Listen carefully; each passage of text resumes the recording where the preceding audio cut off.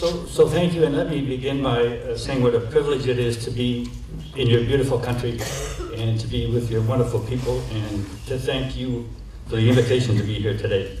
And I too would like to make myself available not only today but tomorrow, and we'll leave our internet, as Dr. Wagner says too. So if you have questions, we're here. And the Dushen community is a small community. I know many people here in this room. We work together. Dr. Norva and I have known each other for years and years. And so we're working together on your behalf, and so you should be reassured by that. And there's a lot of collaboration going between Toronto and our place and your place here in Israel. So I'm going to begin, and I am going to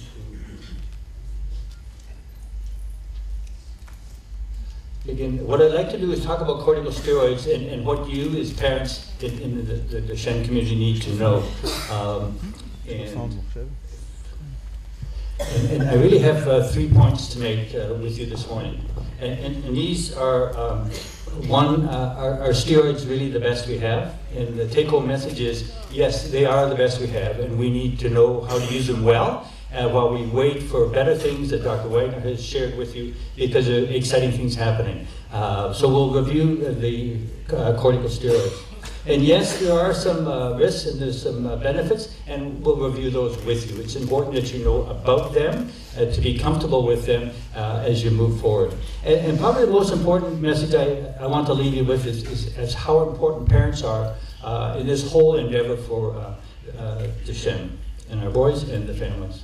So let's start off with steroids.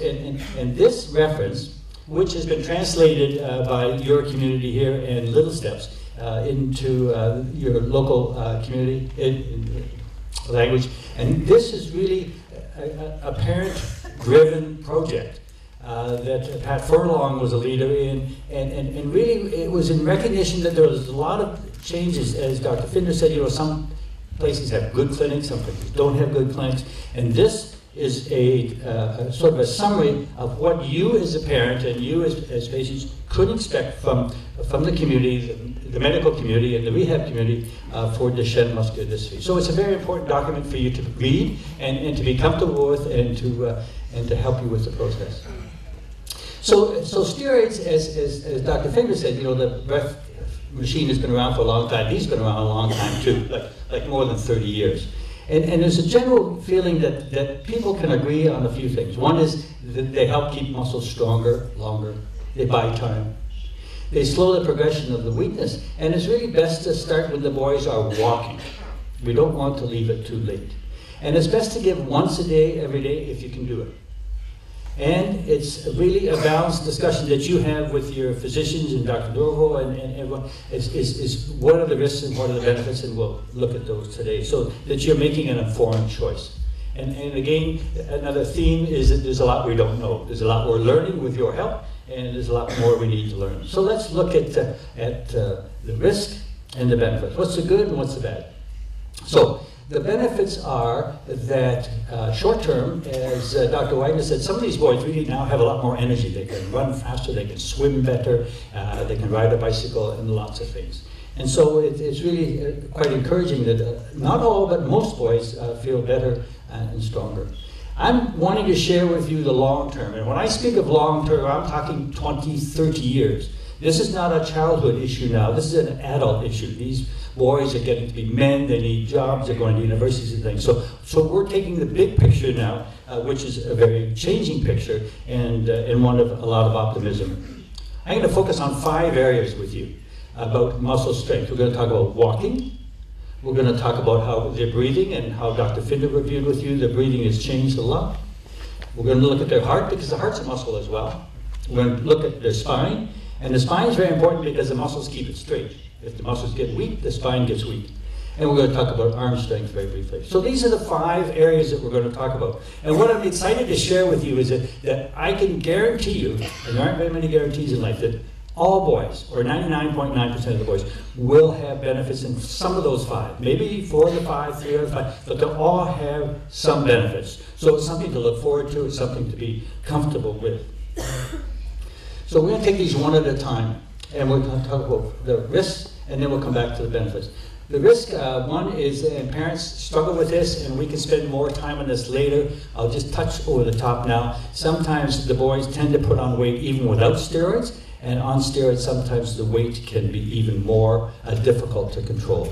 Things like salt and low salt and controlling. In Canada we have an extra food group, and it's called Chicken McNuggets. And these guys all have Chicken McNuggets, and it's hard to keep them on McDonald's and fast foods. Fast foods are a killer for calories. So fast foods and sodium are things, and there are many more that we can talk about. Oftentimes it's a family thing. The family has to engage in this, so everybody goes on a weight watching control program. Obesity is a big problem in Canada, and it's something that we all need to deal with. Behavior. Now, as you know, many of these boys have some challenging behaviors. Some of the boys have school issues. They have ADHD, and some of the boys they're actually very creative. And so there are school issues and behaviors sometimes that are a problem. This boy, after starting steroids, his behavior actually got better.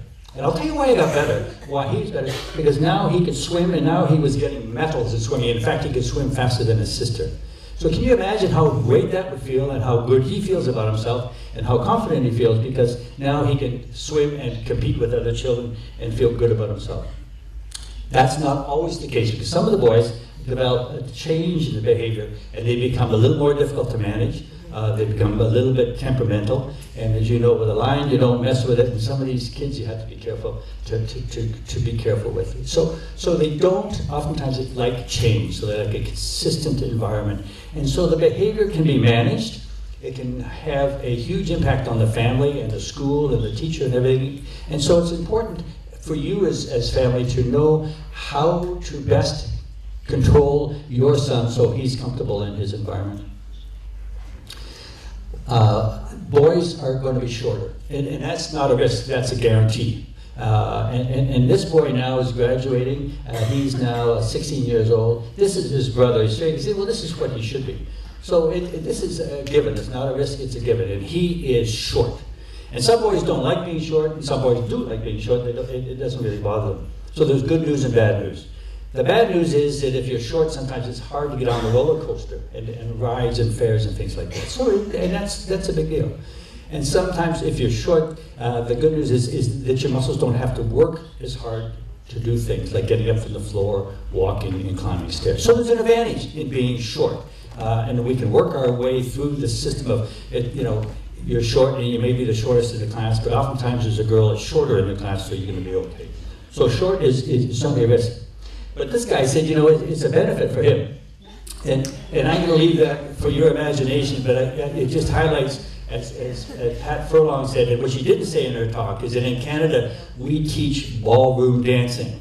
And we get all the boys doing ballroom dancing. And this is an example of why they go ballroom dancing. So they are shorter. There are some other issues that we'll talk about briefly, about bones. They develop little spots in the back of their eyes called cataracts. They aren't cataracts that you and I are familiar with, where the eye goes white and you can't see. These little dots that they can see around them. So they're common, but we don't worry about them. And puberty is delayed, but again, they catch up, and so it's not a big deal. Something we have to pay attention to manage better, but it's not something that's going to stop you from using steroids. So let's move now. We're going to look at muscle function. We're only going to look at one part of muscle function. We're going to look at walking. Boys who are not on corticosteroids, they usually stop walking around 10 years of age. And that's fairly typical, whether you're in Israel, whether you're in Canada, North America, India, South America, wherever. That's fairly typical. On corticosteroids, if you start early when the boys are still walking, and they're able to tolerate the 1 day a dose, then they're going to walk 3 to 5 years longer. That's significant. The boys feel it's important, and I think it is really important. And some people say, well, once you're no longer walking and you've been on steroids and you're no longer walking, well, why don't we stop the steroids? I hope to convince you that we don't want to stop steroids, because we still got 4 more things left. Walking's only 1. That's the thumb. We're going to talk about the other 4. This is important for the boy's life. This is important for how they go to school, go to college, get a job. So we don't stop. And when I'm talking about walking, this is a boy that is 14 years of age. He's walking quite well. He's short. It's harder to see him here, but he is short. And he's up on his toes a little bit. And you'll see him now going up the stairs. It's a struggle for him, but he recognizes he's 14 years old. And he's going up a lot of stairs here. So for him, it's been a real advance and a price to pay because he's short, but a price he's willing and his family are willing to pay. Let's look at the next domain. And we're going to look at lung function. You've had a nice introduction to lung function. What I hope to tell you and convince you is that the 4 stages that Dr. Finder has shared with you have been pushed out so that they're delayed. And they're delayed very, very significantly. Let me show you how. So this is breathing in a boy that has never been seen by corticosteroids. This is a measure of how strong your breathing is. The intercostal muscles that you stretched earlier this morning. And so you can see by about 10 years of age, the boys who have never had steroids, now their breathing's getting a little more difficult. And as Dr. Finder said, by about 18 years of age, a number of these boys are having to go to hospital for pneumonia. They're having to get help at night sleeping. And that's really because their breathing muscles are getting weaker. Now, if you've been treated with corticosteroids since an early age, way over here, you can see that they change a little bit. But look at the huge difference here when they're 18. Huge, huge, huge difference. So what does that mean in terms of you, the boys, and the family? At 18 years, you can expect the following. You can expect the boys to have a better cough. And as Dr. Finder said, you know, the care of the lungs is all about a cough. And if you can cough, you're in good shape. And he made some very good examples of that. So you're going to have fewer troubles with pneumonia, infections. You're going to be fewer admissions to hospital, which is a huge, huge thing. And the need for nighttime ventilation is pushed off into the distance. So that phase 2 and phase 3 is delayed by at least 5 years and maybe even more. So let's look at the next one is heart function. Now heart's a muscle, and it's the same as every other muscle, and it's involved too, it's common. But I'd like to share with you the exciting news that corticosteroids have in heart function. These are boys that we looked at over the last 10 years. So these are boys who are between 10 and 20. Their ages are around 15. Now these boys have never had steroids. And these boys have had steroids. This is a type of steroid that is very similar to prednisone or prednisolone. Okay, they're all the same. So let's look at the heart function. This is just a measure of heart function. What it is, it measures how strong the pump is and how much blood is pushed out of the blood, out of the heart. And so if you've got a good number greater than 45%, then your heart's really doing quite well. So you can see at 15 years of age, about 20% of boys have a good heart. Okay, 20% have a good heart. But if you've been on corticosteroids, at about the same age, 95% have a good heart. And that's dramatic. The catch is, we're not sure how long it's going to last, but what we can tell you is that between 10 and 20 years, heart problems, the weak pump is very uncommon. It happens, yes, but usually it doesn't. So this is a very exciting thing, again, for you to keep in mind. There are some other heart medicines too, which even might make this better. And those are being studied as well. So that's an important thing for you to remember. Let's look at the spine. And as I said, the spine is very important to be straight. If it's straight, then you sit comfortably. If your muscles, which run up and down here, are weak, then the back tends to wobble, tends to curve, and develop what's called a scoliosis. So if you have not had steroids, and again, this is worldwide, 9 out of 10 boys, 90% of the boys are going to get a wobble in their spine that the doctors have to fix. They have to put a metal rod, make them straight, so they can sit and be comfortable in their chair. On corticosteroids, only 10% have surgery, not 90%. So there's a difference between 90 with no steroids and 10% with steroids. So our orthopedic surgeon, and you've got an orthopedic surgeon who's here today, who's very committed to this, and they know each other. So they talk about bones and they talk about spines. Our orthopedic surgeon says, we just don't operate on spines anymore. So it's a dramatic improvement in terms of the quality of life and not having to have that major surgery. And after surgery, the boys still have good arms. For the few boys that have had surgery, they still have good arms so they can feed themselves and they're independent for that. So it's quite an impact on quality of life. What about bones? And I'm just going to touch about this. There's lots more I could say, but I just want to remind you again that the genetics plays a big role. Not genetics of Duchenne, but genetics period. If your parents have bad bones, there's a high risk that you might have bad bones as well. So it's something we live with. Physical activity is important for keeping bones strong. And I'm a great fan of swimming, and you've seen swimming today, and I know your people are great swimmers, probably better than we are, because where we come from, we have ice. We don't have nice warm pools like you have. So swimming is a great physical activity, and it's fun. And as you heard from the video, you got to have fun. You got to keep the family together. You got to have fun. So having fun with physical activity is really important. We also add things to the diet if they need to. We automatically give the boys vitamin D. The boys oftentimes have low vitamin D. It's not a drug. It's easy to take. It doesn't cause any side effects, so we just give it to them. You've got more sunshine than we do, so we may need it more than you. But we check the boys' vitamin D and make sure they get enough of it. And then if they don't get enough calcium in the diet, then we give them calcium as well. So what's the bottom line? We use the bottom line. What's the take-home message? Okay. So this is one bottom line here. So this is the bigger team here. Okay. This is from Toronto. These are twins, and this is their older cousin, and that's one bottom line. There's another bottom line. The other bottom line is that there has to be more good in it than there are side effects. So to summarize, the major benefits are in those 5 areas. Okay? And I'm making you a promise that most boys, if not all boys, are going to have some of those 5. Maybe not all, but most of them are going to have it. Here's a boy who was not on the soccer team. He had to keep soccer score. He was on the sidelines. He was the coach's helper. Now he's in net, and he can kick. I mean, this is amazing. And now he's back in the team. He's not marginalized, and he's part of the program. So muscles are better. Pulmonary care, they have a cough. They're staying out of hospital. They're not getting pneumonias, and they don't need the experts as early. They will eventually, but it's really had quite an effect. Their hearts are stronger, their spines are straighter, and their arms are much stronger, so they're able to feed. So there are common side effects about weight. They're short. They have eyes, but they don't need operations. Puberty is delayed. We can live with it, and the behavior we learn. So it's your choice. I mean, it's your judgment. Steroids aren't perfect, but there's a lot of hope with steroids. They're going to buy us time.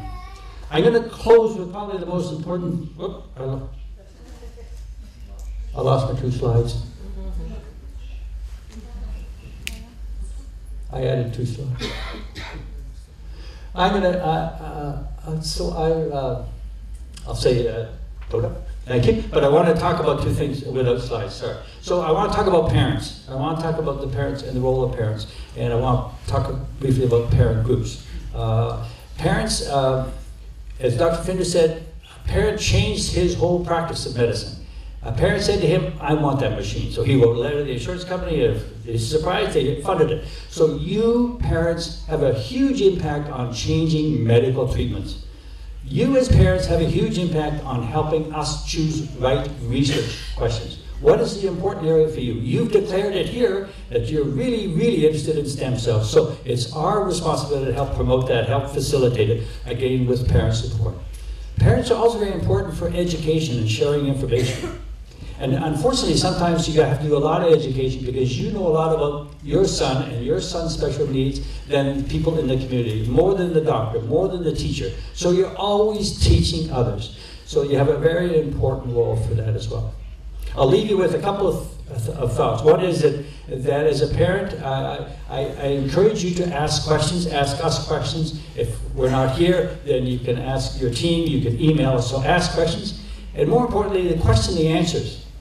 And you'll learn the more questions you ask, and there are a lot of opinions out there. So it's frustrating for parents, but ask the questions and questions to answer. The third thing is never, ever, ever lose your sense of humor. And the last thing is stick together, because together, as this organization is showing, things go awfully slowly, but by little steps, you're going to be there. Thank you very much.